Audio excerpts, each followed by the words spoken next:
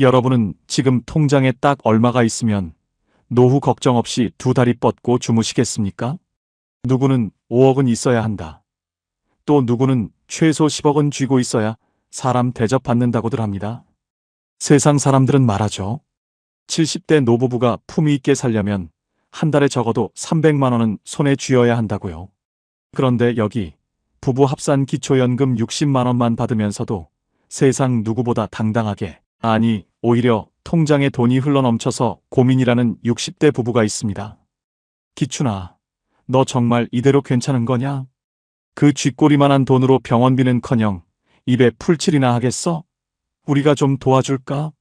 오랜만에 만난 초등학교 동창놈들이 제 낡은 점퍼 차림을 위아래로 훑어보며 혀를 찹니다. 누구는 강남의 아파트가 두 채고 누구는 대기업 임원으로 퇴직해서 국민연금만 200만 원 넘게 나온다며 어깨에 힘을 잔뜩 주더군요.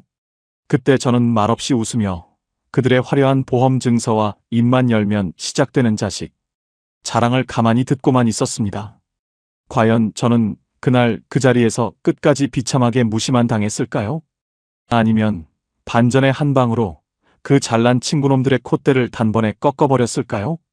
성남 한복판에서 30년 넘게 문구점을 하다 빈손으로 쫓겨나듯 은퇴한 저 김기춘이가 어떻게 통장에 돈이 마르지 않는 진짜 부자가 되었는지 지금부터 그 기막힌 비밀을 하나씩 꺼내보겠습니다.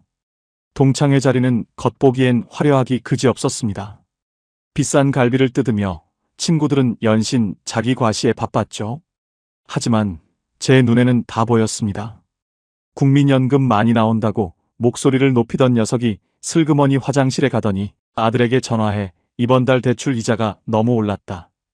50만 원만 좀 보태달라며 비굴하게 사정하는 그 떨리는 목소리를요. 또 다른 녀석은 서울 아파트값 올랐다며 어깨를 으쓱거리더니 정작 스마트폰으로 날아온 건강보험료 고지서를 확인하고는 얼굴이 흑빛이 되어 투덜대더군요. 그들은 수십억 자산가라는 화려한 껍데기를 쓰고 있었지만 사실은 매달 나가는 고정지출과 무거운 대출금 그리고 여전히 뒷바라지해야 하는 자식들 때문에 속은 새까맣게 타들어가는 가난한 부자들이었습니다. 야 기춘아, 너 성남 외곽 그 낡은 13평 빌라 산다며? 기초연금 60만 원으로 산다길래 우리가 오늘 밥값은 안 걷기로 했다. 마음 편히 먹어라. 동창회 회장놈이 비릿한 웃음을 지으며 던진 그 한마디에 식탁 위엔 싸한 정적이 흐르고 친구들의 동정 어린 시선이 제 낡은 구두 끝에 머물렀습니다. 순간 가슴 속에서 뜨거운 것이 울컥 치밀어 올랐지만 저는 화를 내는 대신 조용히 자리에서 일어났습니다. 그리고 계산대로 걸어가 동창회비로 부족한 나머지 금액 80만 원을 제 체크카드로 망설임 없이 긁어버렸습니다. 오늘 부족한 건 내가 낼게. 다들 노후 준비하느라 힘들 텐데 친구끼리 이 정도는 내가 대접해야지. 카드가 긁히는 경쾌한 소리에 친구들의 입이 떡 벌어졌습니다. 기초연금 60만 원 받는 노인네가 어디서 이런 큰돈이 났냐는 눈초리로 서로 얼굴만 쳐다보더군요. 그들은 절대 모릅니다. 제가 성남 초등학교 앞 문구점을 정리할 때 나라에서 지원해주는 점포철거지원금 400만 원부터 시작해서 단돈 1원도 허투루 쓰지 않고 지켜온 제 삶의 전략을요. 저는 그들에게 묻고 싶었습니다. 수십억 아파트에 살면서 손주 용돈 5만 원 줄 때도 손이 벌벌 떨리는 당신들의 삶이 진짜 부자인지, 아니면 13평 빌라에 살아도 자식들에게 손 안 벌리고 매달 현금이 남아도는 제가 진짜 부자인지 말입니다. 동창회를 마치고 집으로 돌아오니 아내 지선이가 소박하지만 정갈한 밥상을 차려놓고 저를 기다리고 있었습니다. 우리는 매달 기초연금 60만 원을 받으면 그 중에서 40만 원으로 우리 부부의 한 달 생활을 충분히 해냅니다. 여보, 이번 달에도 우리 생활비가 남았어. 애들 맛있는 거 사주라고 좀 떼어놔도 넉넉하네. 아내의 밝은 목소리에 저는 깊은 안도의 미소를 지었습니다. 우리는 남들 다 하는 무리한 보험 재테크나 불안한 주식 투자 따위는 눈길도 주지 않습니다. 대신 나라에서 주는 복지 혜택을 꼼꼼히 공부하고 받을 수 있는 지원금을 빠짐없이 챙기며 우리 형편에 맞는 소박한 행복을 설계했죠. 교사가 되어 제 앞가림 잘하고 있는 우리 아들, 딸이 매달 보내주는 감사의 편지와 가끔씩 쥐어주는 작은 용돈들이 이 통장 안에 차곡차곡 쌓여 이제는 웬만한 직장인 연봉보다 많은 현금이 모였습니다. 남들이 보면 궁상맞다고 손가락질할지 몰라도 저희는 이 1억짜리 전세 빌라에서 그 누구보다 단단하고 안전한 노후의 성을 쌓아가고 있습니다. 여러분, 혹시 지금 노후가 불안해서 매일 밤 잠을 설치고 계십니까? 가진 게 없어서 자식들 눈치가 보이고 잘 나가는 친구들 사이에서 자꾸만 작아지고 계신가요? 제가 오늘 이 자리에 선 이유는 딱 하나입니다. 돈이 없어서 불행한 게 아니라 돈을 다루는 법을 몰라서 불안한 것이라는 사실을 제 경험을 통해 꼭 알려드리고 싶었습니다. 국민연금 한 푼 준비 못했던 제가 어떻게 기초연금 60만 원만으로 동창회에서 가장 당당한 승자가 되었는지 그 비밀이 궁금하지 않으신가요? 오늘 제 이야기를 끝까지 들어보시면 여러분의 노후에 대한 생각은 180도 완전히 바뀌게 될 겁니다. 제가 결국 모든 것을 잃고 비참한 바닥으로 추락했을까요? 아니면 이 작은 빌라에서 기적 같은 풍요를 찾아냈을까요? 지금 바로 그 놀라운 반전의 여정을 시작합니다. 제가 성남의 한 초등학교 앞에서 문구점을 시작한 게 벌써 30년 전 일입니다. 그때는 정말이지 가게 문만 열면 돈을 긁어 모으던 시절이었죠. 아침 일찍부터 알림장이니 준비물 사려는 애들이 교문 앞까지 줄을 섰고 수업이 끝나면 컵떡볶이 냄새에 홀려 왁자지껄 떠들던 그 소리가 아직도 제 귀에 선합니다. 기춘인의 문구점은 그 시절 아이들에게는 세상에서 가장 큰 보물창고나 다름없었고 저에게는 두 자식 공부시키고 입히고 재우던 고마운 생명줄이었습니다. 학교 앞에서 애들 이름 하나하나 다 외워가며 누구야, 오늘은 준비물 잘 챙겼니? 하고 묻는 게 제 인생의 보람이자 하루의 전부였죠. 하지만 세월이라는 놈이 참 무심하게도 흐르더라고요. 어느 순간부터 아이들의 웃음소리가 하나둘 줄어들기 시작하더니 학교 앞 골목이 썰렁해졌습니다. 예전에는 연필 한 자루, 공책 한 권도 다 우리 집에서 사갔는데 이제는 다들 스마트폰으로 주문하거나 저 멀리 큰 길에 생긴 대형 프랜차이즈 매장으로 발길을 돌리더군요. 하루 종일 가게 문을 열어놔도 매출이 3만 원도 안 되는 날이 허다해졌습니다. 문제는 그 다음이었어요. 가게 매출은 곤두박질 치는데 임대료와 전기세는 한 달도 거르지 않고 꼬박꼬박 나갔습니다. 가게 근처에 대형마트와 다이소 같은 프랜차이즈 업체들이 우후죽순 들어오면서 제 문구점은 점점 고립된 섬처럼 변해갔죠. 아저씨, 여기는 떡볶이 안 팔아요? 저쪽 편의점은 1+1 하던데. 초등학생 아이가 던진 그 무심한 한마디가 제 가슴에 대못을 박았습니다. 30년 넘게 이 자리를 지켜온 제 자부심이 한순간에 무너져 내리는 기분이었죠. 사실 저도 머리로는 알고 있었습니다. 이제는 그만둘 때가 되었다는 걸요. 젊은 시절에는 바쁘다는 핑계로 보험 하나 제대로 가입하지 못했습니다. 노후 준비니 연금이니 하는 것들은 그저 돈 많은 남의 집 이야기인 줄로만 알고 살았죠. 그저 자식들 뒷바라지에서 번듯하게 키우는 게 부모의 도리인 줄 알고 제 노후는 까맣게 잊고 살았던 겁니다. 성남 바닥에서 억척스럽게 장사해서 우리 아들, 딸 둘 다 초등학교 교사로 임용시켰을 때는 정말 세상을 다 가진 기분이었습니다. 아버지, 어머니 고생하셨어요. 이제 저희가 효도할게요. 애들이 그렇게 말해줄 때마다 가슴이 뭉클하면서도 정작 제 통장은 텅 비어 있다는 걸 자식들에게는 절대 말하지 못했습니다. 모아둔 돈은 자녀들 결혼 자금과 임용고시 뒷바라지로 다 나갔고 남은 건 보증금 몇 천만 원과 처치 곤란한 낡은 재고들 뿐이었으니까요.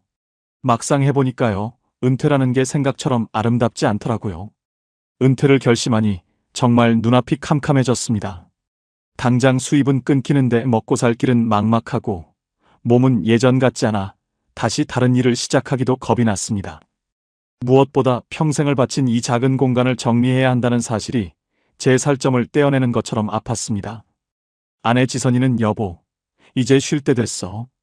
욕심 버리자라며 제 어깨를 다독였지만 그 사람 눈가에 맺힌 눈물을 제가 왜 몰랐겠습니까? 우리는 그렇게 서로의 손을 꼭 잡고 텅 빈 가게를 지키며 몇 날 며칠을 한숨으로 보냈습니다. 문제는 여기서 끝이 아니었습니다. 결국 건물주로부터 재개발 때문에 가게를 비워달라는 청천벽력 같은 퇴거 통보를 받았습니다. 30년 터전을 잃는다는 슬픔보다 더 큰 현실적인 고통이 저를 덮쳤죠. 가게를 비울 때는 그냥 짐만 싸서 나가는 게 아니었습니다. 건물주는 처음 들어왔을 때처럼 깨끗하게 원상복구를 하고 나가라고 엄포를 놓더군요. 철거업체 서너 군데를 불러 견적을 내보니 바닥 뜯고 벽지 벗기고 간판 내리는 비용이 무려 400만 원이나 든다는 겁니다. 여보, 우리 통장에 지금 400만 원도 없는데 어쩌지? 보증금이라도 온전히 받아야 이사라도 갈 텐데. 아내가 제 소매를 붙잡고 울먹이는데 가장으로서 정말 하늘이 무너지는 것 같았습니다. 평생을 성실하게 세금 내며 일해왔는데 노후의 첫걸음이 고작 철거비 400만 원 때문에 가로막힐 줄은 꿈에도 몰랐거든요. 그때까지만 해도 괜찮았습니다. 아니, 괜찮은 척이라도 할 수 있었죠. 부족한 돈을 채우려 대출이라도 받아야 하나, 아니면 이제 막 자리 잡은 자식들에게 손을 벌려야 하나 밤잠을 설쳐가며 고민했습니다. 자식들은 이제 겨우 교사가 되어 제 앞가림 시작했는데, 얘들아, 아버지가 가게 철거비가 없어서 그러니 돈 좀 보태다오라는 소리는 죽어도 입 밖으로 나오지 않더라고요. 알고 보니 그게 아니었어요. 세상은 죽으라는 법만 있는 건 아니었습니다. 벼랑 끝에 선 심정으로 찾아간 주민센터 구석. 게시판에서 발견한 그 종이 한 장이 저희 부부의 무너진 자존심을 다시 세워줄 기적의 시작일 줄은 그때는 전혀 몰랐습니다. 과연 그 종이 한 장에 무엇이 적혀 있었기에 제가 다시 일어설 수 있었을까요? 알고 보니 그게 아니었어요. 세상은 아는 만큼 보인다는 말이 정말 뼈저리게 다가왔습니다. 주민센터 구석 게시판에 빛바랜 종이 한 장이 붙어 있었는데 그게 제 인생을 바꿀 줄은 그때는 전혀 몰랐죠. 거기엔 소상공인 점포철거비 지원 사업이라는 글자가 큼지막하게 적혀 있었습니다. 평생 장사만 하느라 이런 국가복지 혜택이 있는 줄도 모르고 살았던 제 자신이 참 한심하게 느껴지더군요. 가게를 닫고 싶어도 돈이 없어서 못 닫는 사람들이 저 말고도 이 성남 땅에 참 많았던 모양입니다. 소상공인시장진흥공단이라는 곳에서 한 평당 20만 원씩 계산해서 저희 가게 20평을 기준으로 딱 400만 원까지 철거비를 지원해 준다는 내용이었습니다. 여보, 이것 좀 봐. 우리 철거비 400만 원 안 내도 될 것 같아. 나라에서 준대. 흥분해서 아내에게 전화를 거는 제 손이 다 떨렸습니다. 사실 이런 나라 돈 받는 게 처음엔 좀 부끄럽고 구걸하는 것 같아 망설여지기도 했는데요. 생각처럼 쉽지 않았어요. 제 쓸데없는 자존심이 문제였죠. 하지만 아내 지선이가 제 손을 꼭 잡으며 그러더군요. 당신 평생 성실하게 세금 내고 일했잖아. 이건 나라가 당신 그동안 고생했다고 주는 마지막 퇴직금이야. 당당하게 받아. 그 말을 듣는데 목구멍이 뜨거워지면서 마음이 뻥 뚫리는 기분이었습니다. 문제는 그 다음이었어요. 서류가 왜 그리 복잡한지 무슨 인터넷으로 신청하라는데 눈앞이 캄캄하더군요. 희망 리턴 패키지라는 이름도 생소하고 컴퓨터 자판 하나 두드리는 것도 겁이 났습니다. 혹시 시청자 여러분 중에도 나라에서 준다는데 절차가 어려워서 포기하신 분 계신가요? 절대 그러지 마세요. 제가 해보니까 방법이 다 있더라고요. 저는 무작정 소상공인시장진흥공단 성남센터로 직접 찾아갔습니다. 거기 있는 젊은 직원들이 제 사정을 듣더니 자기 일처럼 친절하게 하나하나 가르쳐 주더군요. 폐업사실 증명서부터 임대차 계약서까지 제 30년 세월이 종이 몇 장으로 정리되는 기분이 참 묘했습니다. 중간에 서류가 미비해서 다시 준비해 오라는 소리를 들었을 때는 솔직히 포기하고 싶었습니다. 그냥 대출이라도 받아서 치워버릴까 싶은 마음이 굴뚝 같았죠. 하지만 우리 아들, 딸에게 아버지가 돈이 없어서 가게도 못 치운다는 소리는 죽어도 하기 싫었습니다. 보험 해약해서 그 돈 메워야 하나 고민하며 잠 못 들던 밤들을 생각하며 이를 악물고 서류를 보충했습니다. 사장님, 요건이 다 맞으시네요. 곧 지원금 400만 원 입금될 겁니다. 고생하셨어요. 직원의 그 한마디가 마치 세상에서 가장 아름다운 노래처럼 제 귓가에 울려 퍼졌습니다. 나중에 알았는데요. 그 지원금 덕분에 제 생돈 한 푼 안 들이고 원상복구를 깔끔하게 끝낼 수 있었습니다. 철거업체 사장님께 400만 원을 입금해드리고 나니 건물주도 군말 없이 보증금을 돌려주더군요. 덕분에 가게 보증금 3천만 원과 그동안 쥐어짜듯 모은 적금을 합쳐서 이리로 왔습니다. 성남 외곽의 조용한 13평 전세 빌라. 누군가는 좁다고 비웃을지 모르지만 저희 부부에게는 이보다 더 아늑한 성채가 없습니다. 여보, 우리 이제 진짜 쉬는 거야? 우리 형편에 여기가 딱이다. 청소하기도 쉽고 13평이라 짐 놓을 곳 없다고 걱정하던 지선이도 막상 짐을 풀고 나니 아늑하다며 환하게 웃더군요.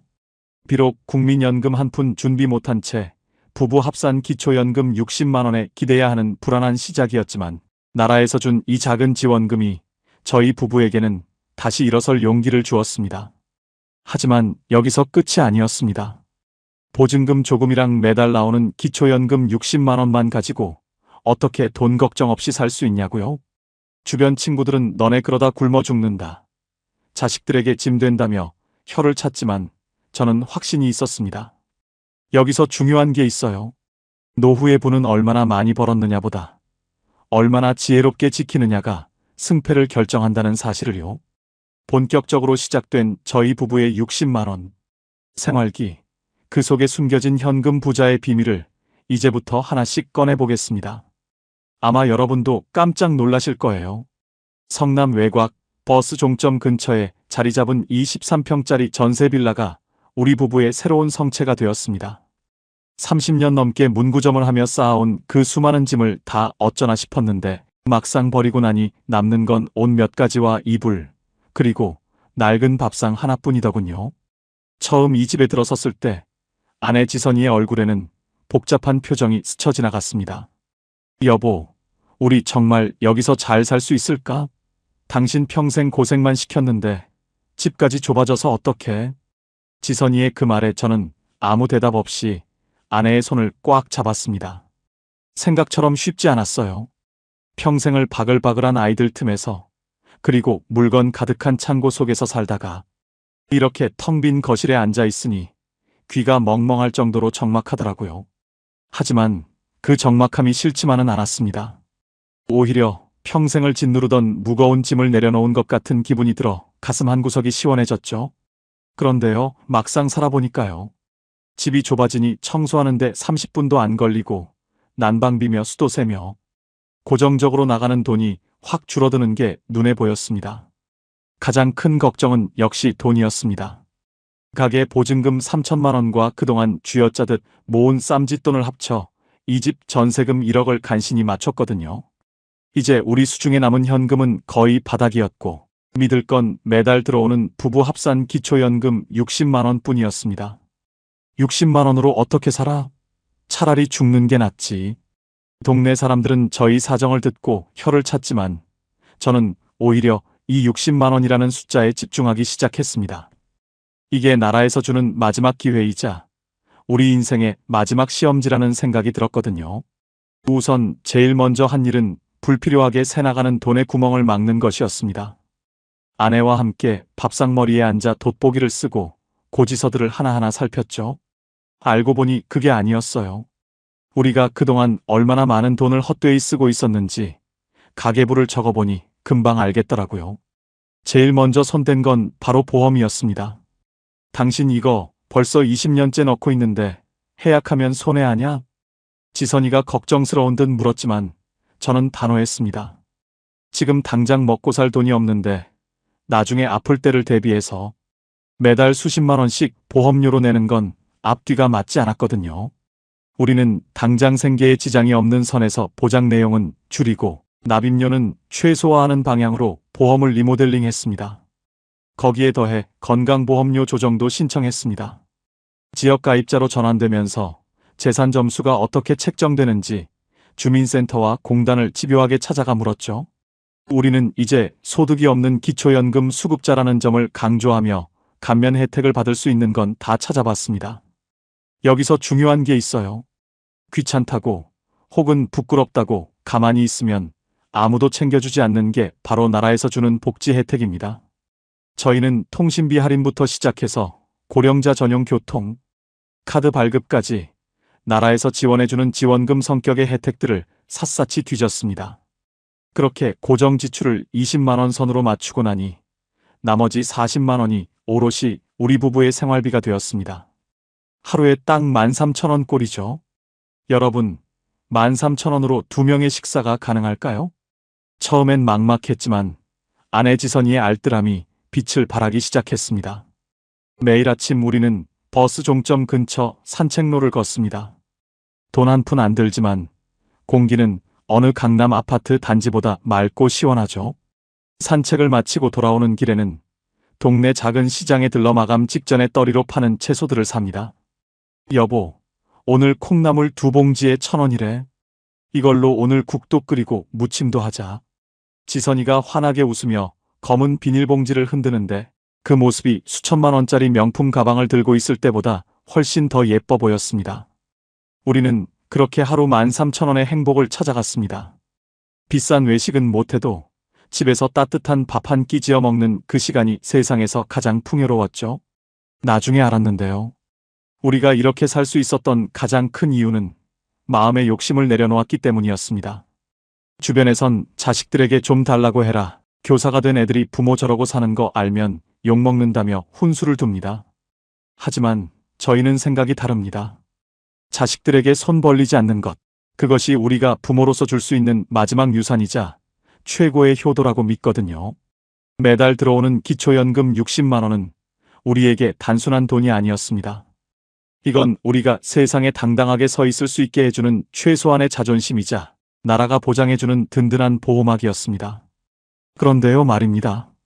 이렇게 평화롭기만 하던 우리 생활에 예상치 못한 폭풍이 몰아치기 시작했습니다.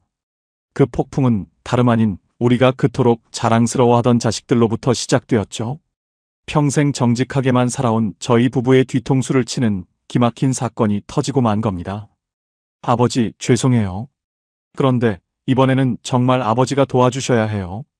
밤늦게 찾아온 아들 녀석의 그 한마디에 제 심장이 덜컥 내려앉았습니다. 과연 우리 부부의 60만 원 생활기는 이대로 무너지고 마는 걸까요? 여기서 끝이 아니에요. 아직 우리가 넘어야 할 산이 하나 더 남아 있었습니다. 사람들은 말합니다. 부부가 60만 원으로 어떻게 사냐. 숨만 쉬어도 나가는 돈이 얼마인데.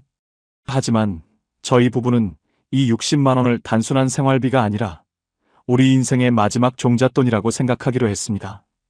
가장 먼저 시작한 건 돈의 흐름을 바꾸는 것이었습니다.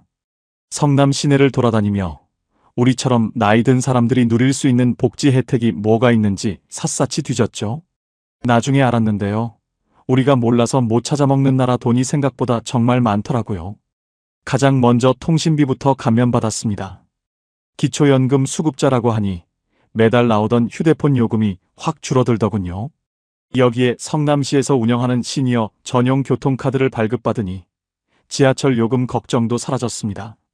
생각처럼 쉽지 않았어요. 처음엔 주민센터 가서 나 이런 거 혜택 좀 받으러 왔다고 말하는 게 왜 그리 쑥스럽고 자존심 상하던지. 하지만 아내 지선이가 제 손등을 토닥이며 말했습니다. 여보, 이건 구걸이 아니라 우리가 평생 성실하게 일해온 보상이야. 당당해지자고. 그날 이후 저는 매일 아침 지역 소식지를 정독하는 게 하루의 시작이 되었습니다.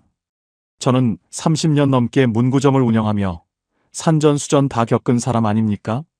그 경험이 노후에는 아주 큰 무기가 되더라고요.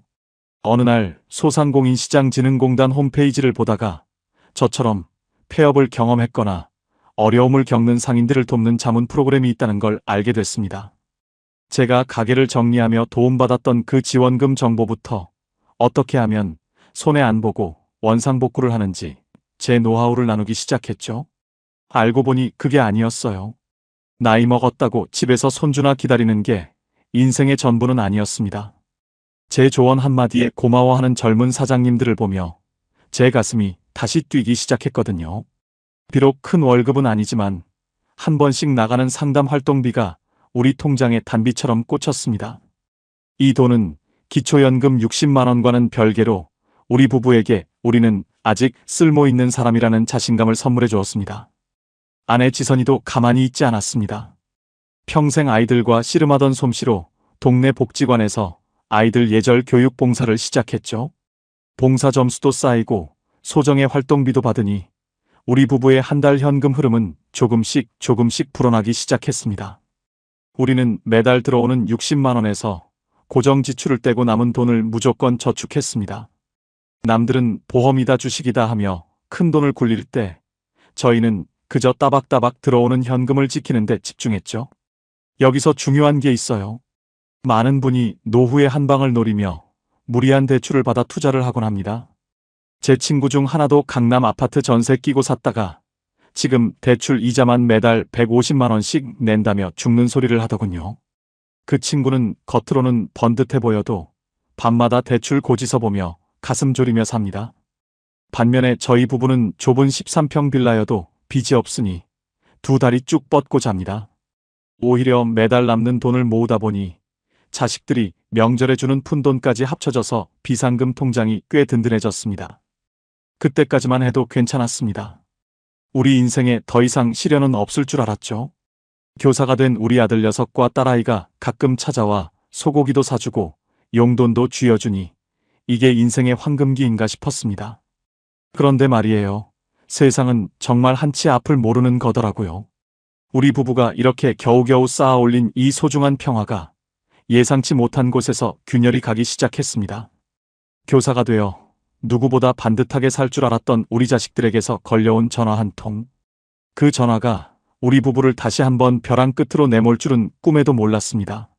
아버지, 저 사실 보증금 때문에 일이 좀 크게 터졌어요.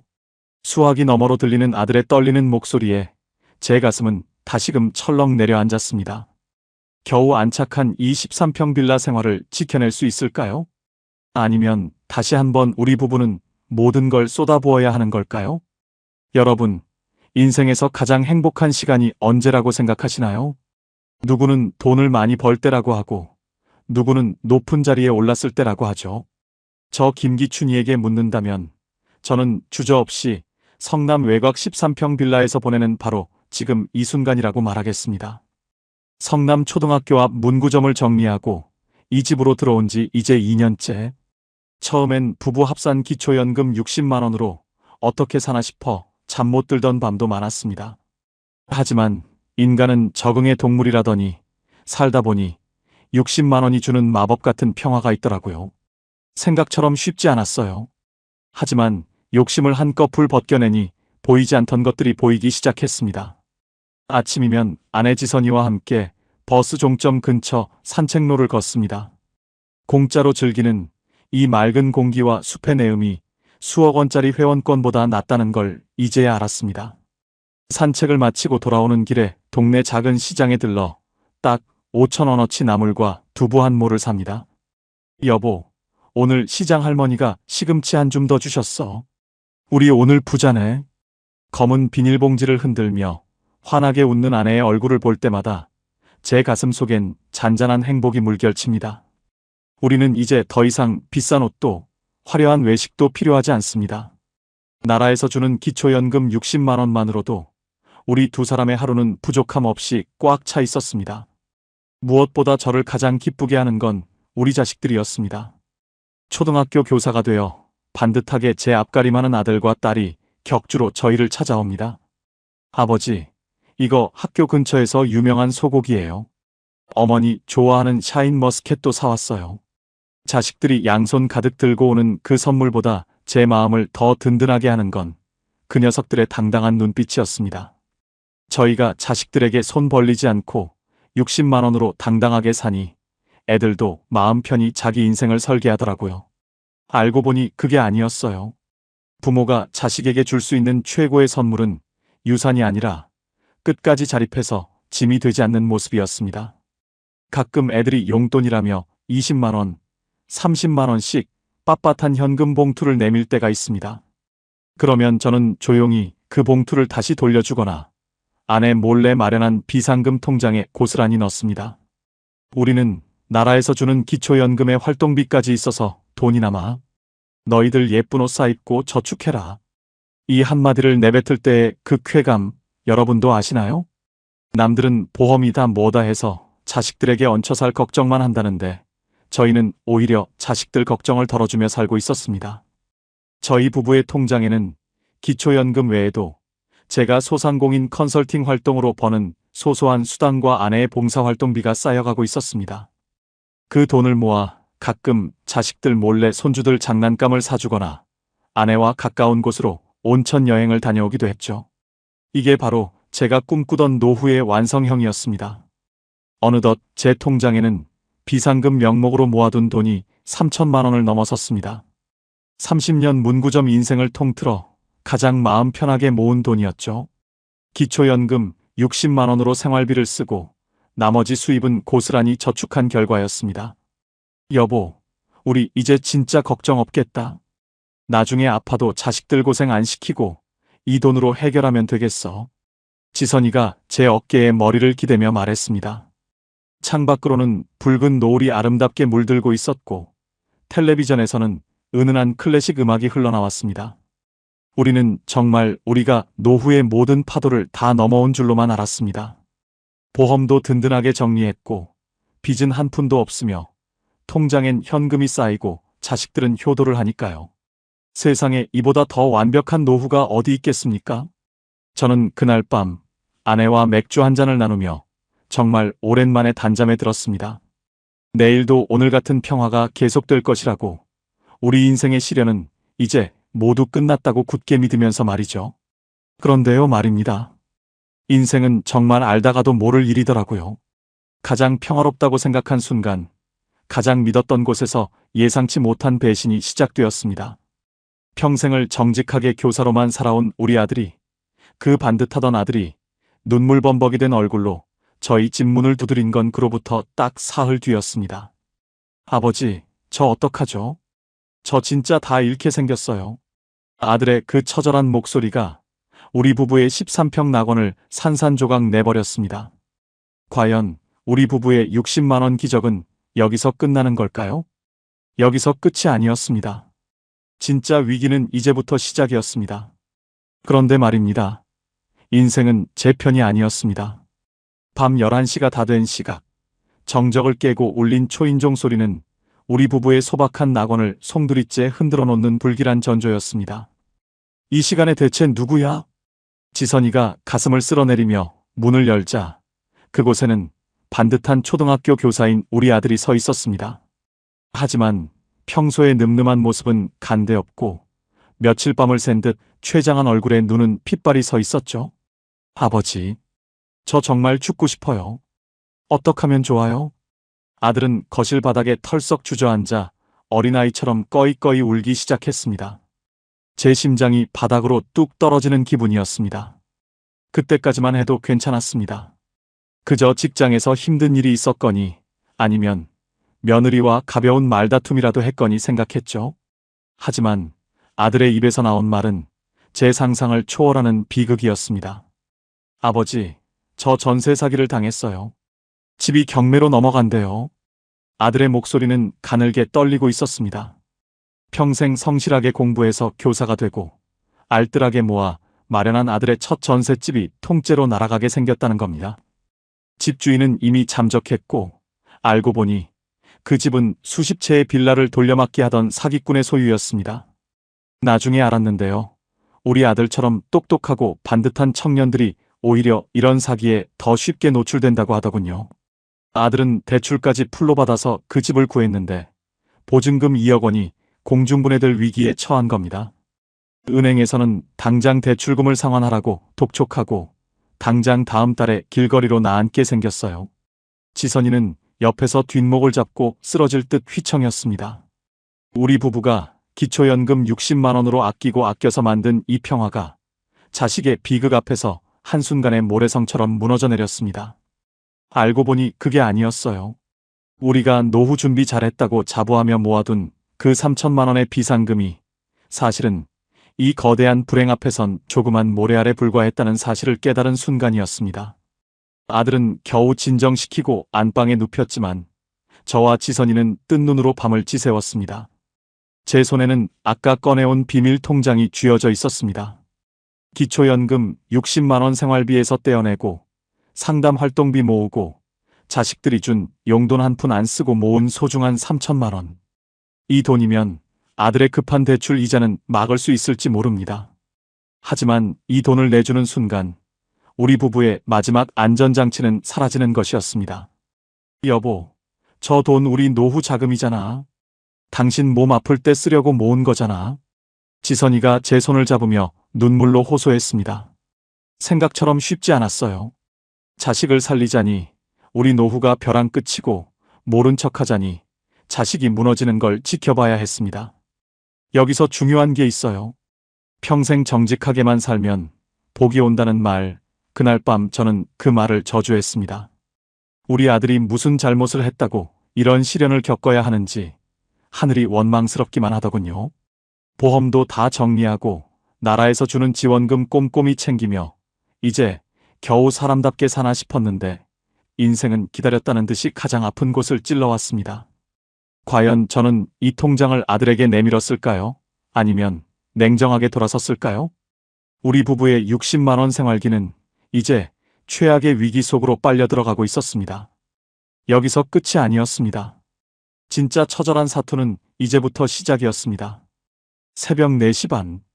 평소라면 가장 깊은 단잠에 빠져 있을 시간이었지만 우리 부부의 눈은 핏발이 선 채로 거실 테이블 위에 놓인 낡은 통장 하나를 뚫어지게 쳐다보고 있었습니다.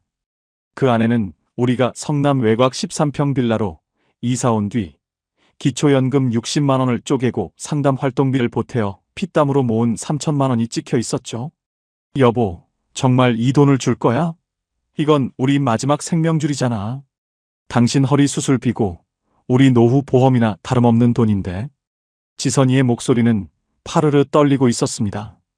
그 사람 마음을 왜 모르겠습니까? 평생 문구점하며 애들 가르치느라 우리 부부는 제대로 된 옷 한 벌, 여행 한 번 못 가보고 모은 돈이었습니다. 생각처럼 쉽지 않았어요. 자식을 살리자니 우리 노후가 천길 낭떨어지고 안 주자니 전세 사기에 휘말려 신용불량자가 될 위기에 처한 아들의 얼굴이 눈에 밟혔습니다. 아들이 교사인데 신용에 문제 생기면 그의 인생은 끝이야. 우리가 굶는 한이 있어도 이건 막아줘야지. 제 말에 지선이는 결국 얼굴을 파묻고 소리 없이 어깨를 들썩이며 울기 시작했습니다. 부모라는 이름이 이토록 무겁고 처절한 것인지 67살이 되어서야 다시 한번 뼈저리게 느꼈습니다. 아침 일찍 아들을 만났습니다. 2년째 입고 있는 낡은 양복 차림의 아들은 고개도 들지 못한 채 제 앞에 앉아 있더군요. 저는 말없이 그 통장을 아들의 손에 쥐어주었습니다. 이거 네 엄마랑 내가 어떻게 모은 돈인지는 묻지 마라. 우선 급한 대출 이자부터 막고 변호사 알아봐서 대응해. 죽으라는 법은 없다. 아들은 통장을 움켜쥐고 한참을 흐느꼈습니다. 나중에 알았는데요.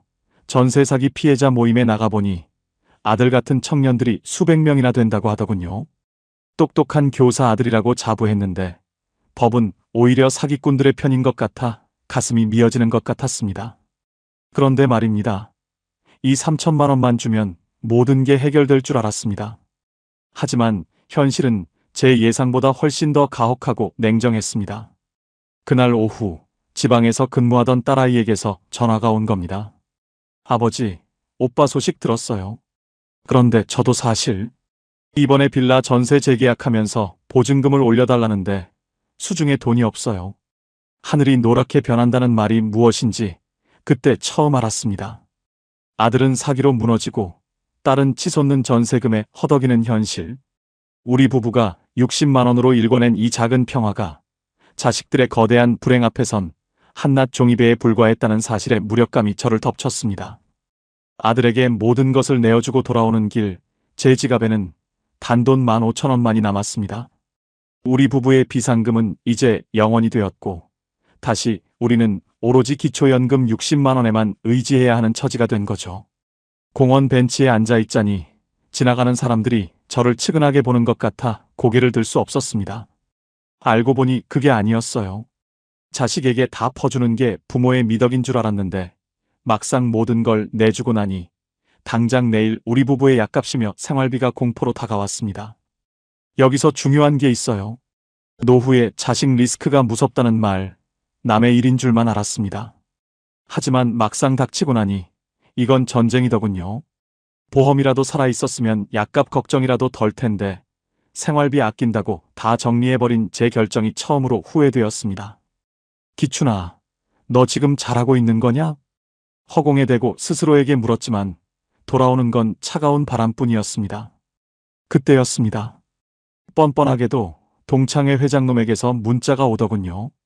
야, 지난번에 내가 쏜 밥값 너무 잘 먹었다.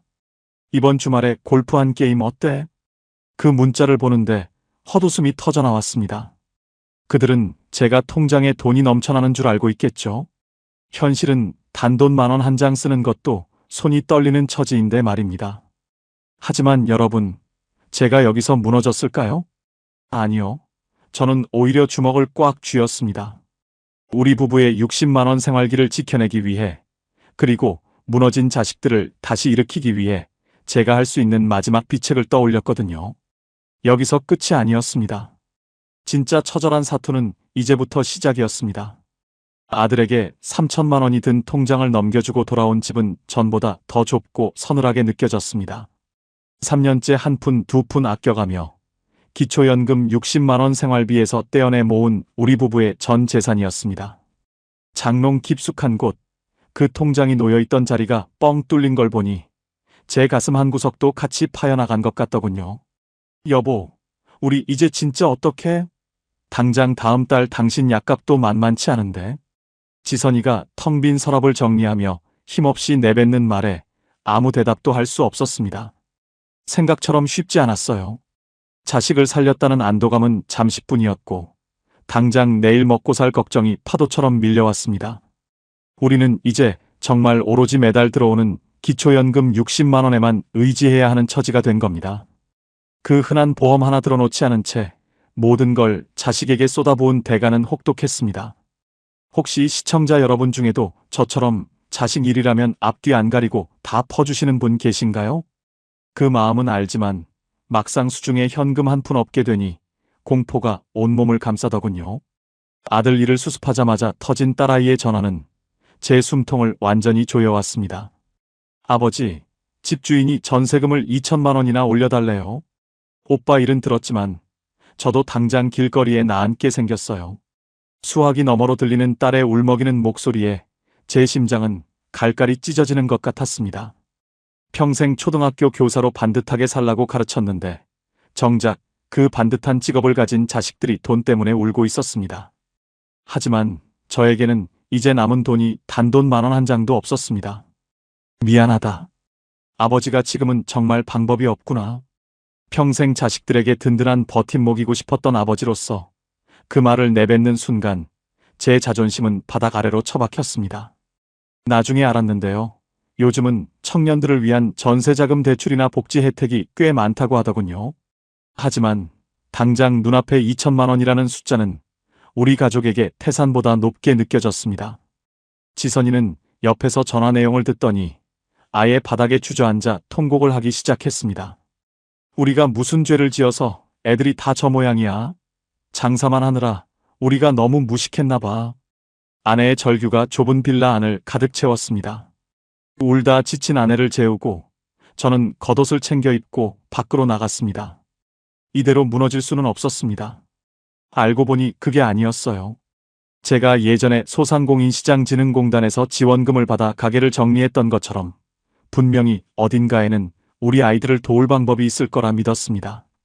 밤늦게까지 문을 여는 시립도서관에 가서 서민금융지원 체계와 청년주거 복지 정책들을 샅샅이 뒤졌습니다. 눈이 침침해서 돋보기를 고쳐 써가며 어려운 한자어와 법률 용어들을 메모장에 옮겨 적었습니다. 여기서 중요한 게 있어요. 돈이 없으면 정보라도 있어야 합니다.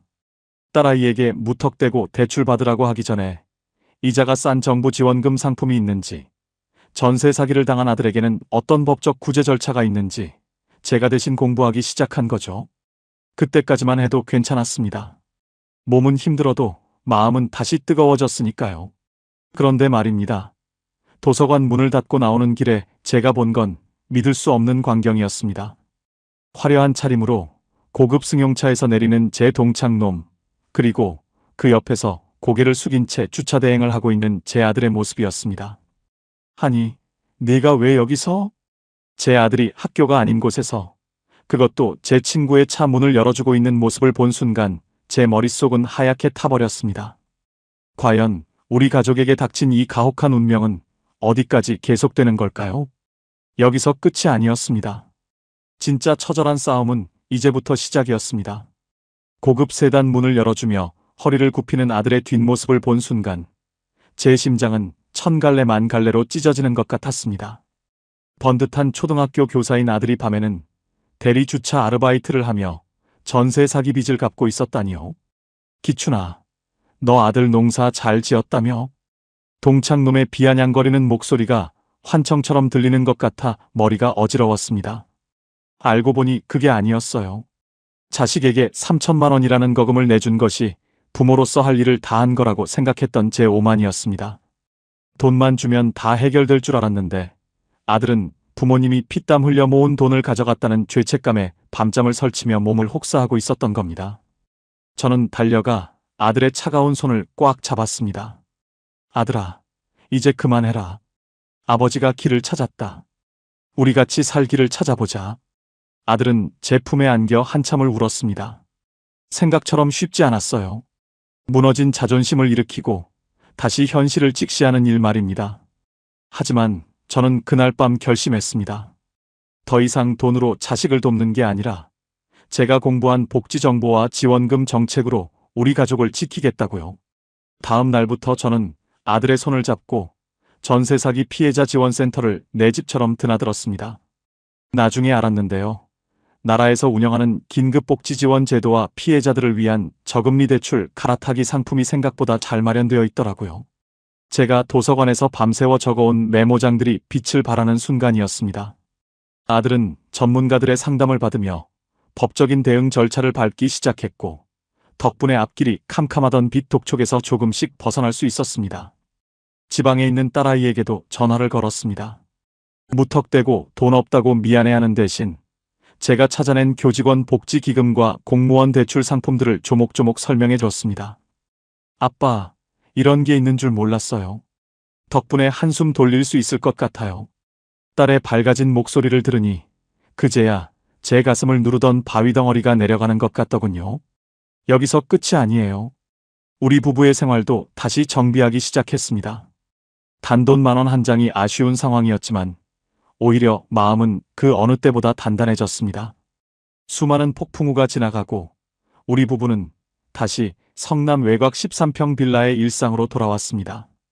비상금 통장은 텅 비었지만 우리에게는 매달 꼬박꼬박 들어오는 부부 합산 기초연금 60만 원이라는 든든한 지원군이 있었습니다.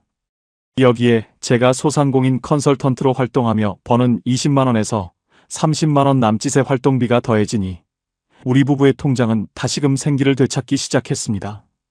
여기서 중요한 게 있어요. 진짜 부자는 통장에 숫자가 많은 사람이 아니라 나가는 돈에 구멍이 없는 사람이라는 사실을 뼈저리게 느꼈습니다.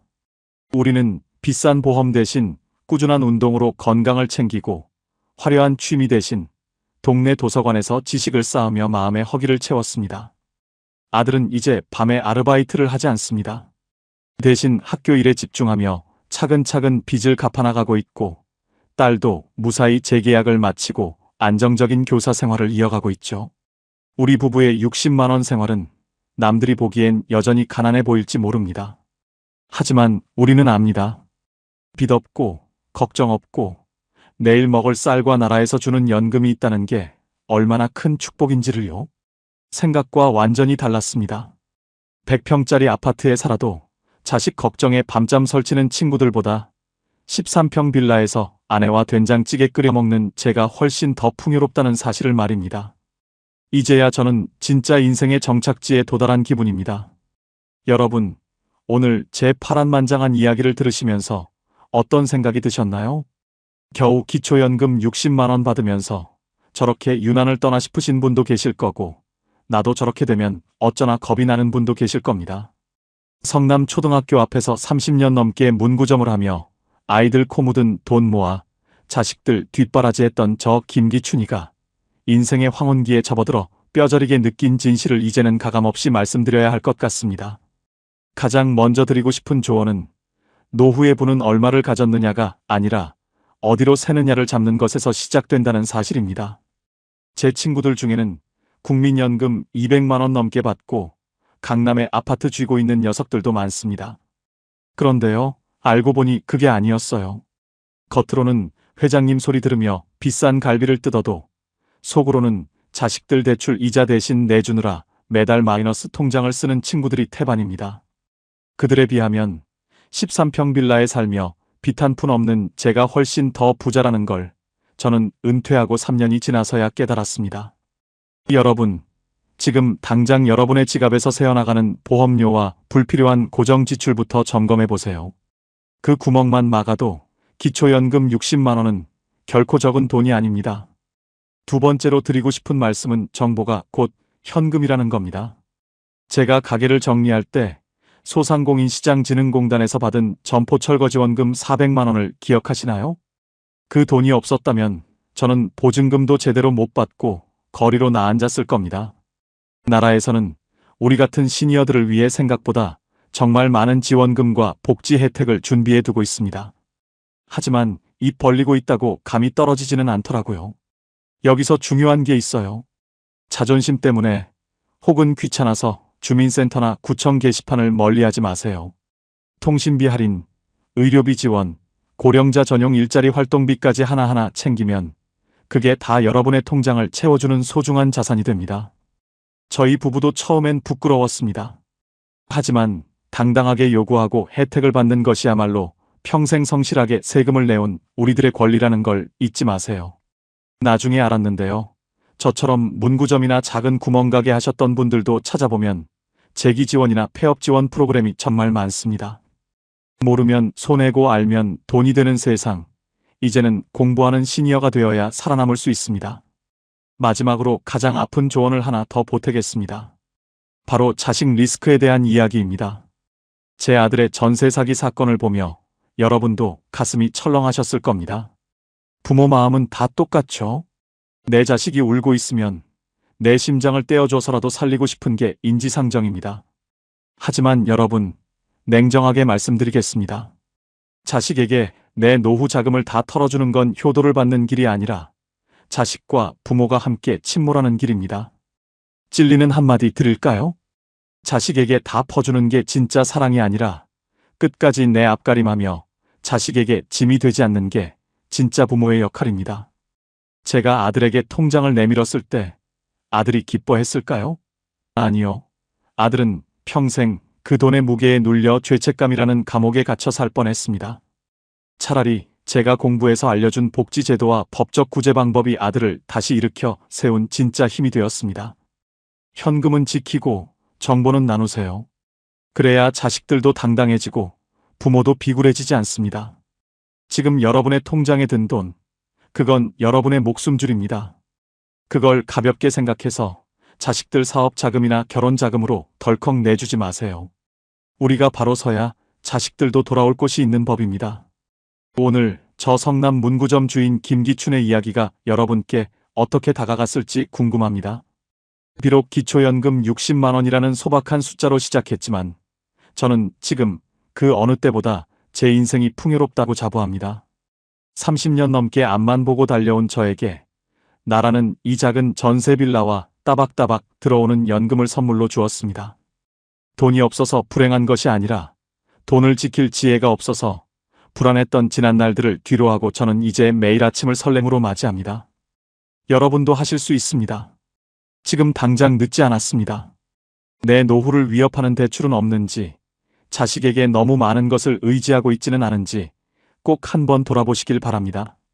오늘 제 사연에서 꼭 기억하셔야 할 3가지를 다시 정리해 드릴게요. 첫째, 보험과 고정지출을 다이어트해서 통장의 구멍을 막으세요. 둘째, 나라에서 주는 지원금과 복지 혜택을 공부하고 꼼꼼히 챙기세요. 셋째, 자식에게 모든 것을 주지 말고 끝까지 자립하는 부모의 모습을 보여주세요. 이 3가지만 실천하셔도 여러분의 노후 통장에는 돈이 마르지 않을 겁니다. 오늘 제 이야기가 조금이라도 위로가 되고 도움이 되셨다면 구독과 좋아요 한 번씩만 꼭 눌러주세요. 여러분의 응원이 저 같은 시니어 작가들에게는 큰 힘이 됩니다. 그리고 주변에 노후 때문에 고민하는 친구분들이 계신다면 이 영상을 꼭 공유해 주세요. 여러분의 남은 인생이 저처럼 당당하고 행복한 현금 부자의 삶이 되기를 진심으로 응원합니다. 긴 시간 함께 해주셔서 정말 감사합니다. 오늘도 평안하고 행복한 하루 되십시오.